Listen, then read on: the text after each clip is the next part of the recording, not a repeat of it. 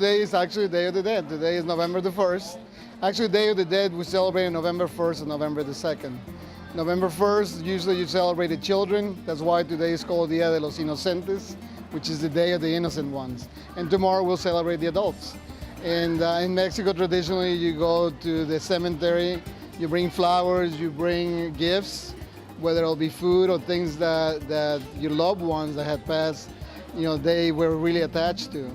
Also, 2 weeks prior, we built altars, and we have one now here at the restaurant, and where you put photos and the ones that you remember, and you give sort of like an offering where you have also, again, foods or candies, or some people even put bottles of beer, bottles of tequila, things of that nature.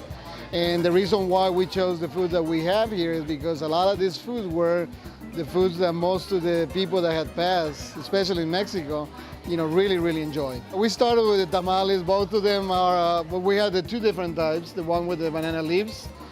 Traditionally, these are made on the south part of Mexico. Moving on down, we have salbutes. We also have what we call gorditas, and gorditas, it means like the little fat ones, because we make them a little thicker. And what we do is slice them through it, and then this is where we put all the fillings. Then we have something more substantial. We have the menudo, which is the beef tripe, and then we have the pozole, which is pork. It's like a hominy and pork soup that is made also with chile rojo. And this other area, we have all the condiments. We use them to fill, again, your tortas, your tacos, your sopes. And then we ended up with all the sweets. I mean, typically, this time of the year, we have this bread that is called pan de muerto. It's usually coated with sugar, but the way that it's shaped is round, and then it has like a crossbones. Then we have a bar over there where we have the champurrado. When you go down in Mexico to the markets, even on the streets, they have, people pushing carts.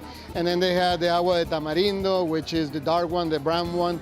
And then we have the agua de Jamaica, which is a hibiscus. Actually, it's like a hibiscus tea. And what we're trying to do, we're trying to show people what really Mexican food is like. This is not typical. You don't find this in Houston. There's very few places, especially, all these items all together.